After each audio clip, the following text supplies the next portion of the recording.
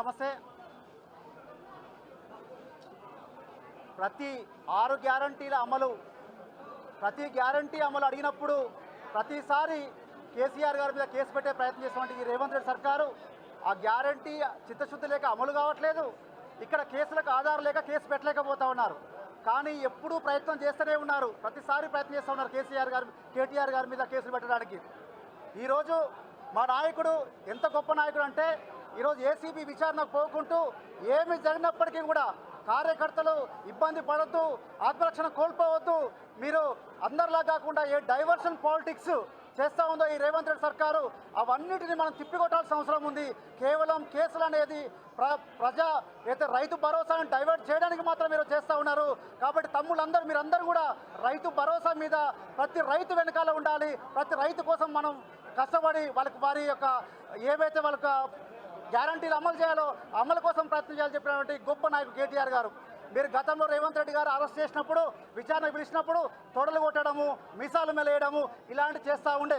కానీ ఈ తెలంగాణ కోసం పరితపించేటువంటి ఈ కేటీఆర్ గారు ఆ రకంగా మాట్లాడుకుంటా చిరునవ్వుతో ఇవన్నీ మనం ఎప్పుడో ఎక్స్పెక్ట్ చేసినాం. రేవంత్ రెడ్డి గారు ప్రభుత్వంలో ఎప్పుడైతే ఏర్పాటు చేసిరో, ప్రమాణ స్వీకారం ఎప్పుడైతే చేసిరో ఆనాడే ఒక మాట చెప్పారు, కేసీఆర్ గారు ఆనవాళ్ళు లేకుండా చేస్తాను, కేసీఆర్ గారి కుటుంబం ఆనవాళ్ళు లేకుండా చేస్తాను.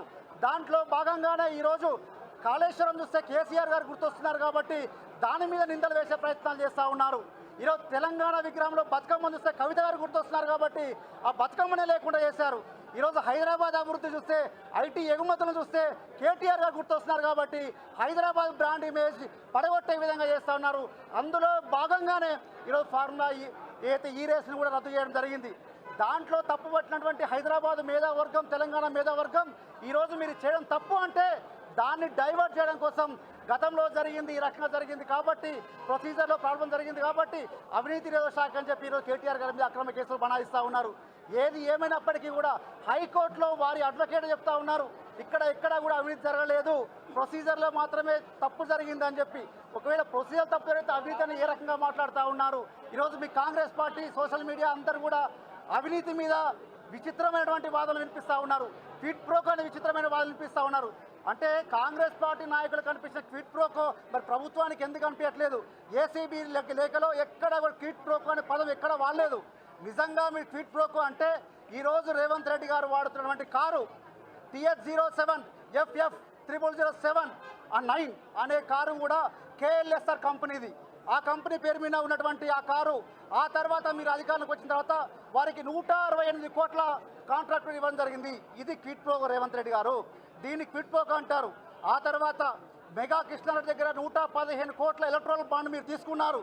మీరు అధికారంలో రాగానే మీ కొడంగల్ లిఫ్ట్ ఇరిగేషన్ ప్రాజెక్టులో కేక్ కోసినట్టు సగంగా కోసి రాఘవ కన్స్ట్రక్షన్ సగం ఇచ్చారు.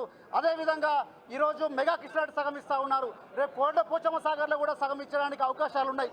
ఈ రకంగా చేయడానికి క్విడ్ ప్రోకో అంటారు తప్ప నిజంగా తెలంగాణ కోసం, తెలంగాణ ఆకాంక్షల కోసం, తెలంగాణ ప్రగతి కోసం, తెలంగాణ ప్రజలు, రైతులు బాగుపడాలని ఏదైతే చేస్తా ఉన్నో దీన్ని క్విడ్ ప్రోకో అన్నారు.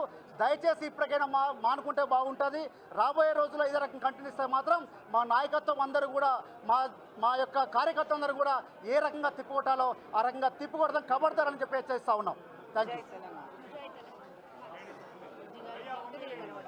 మాట్లాడతాను చాలాసేపు అయిపోతుంది.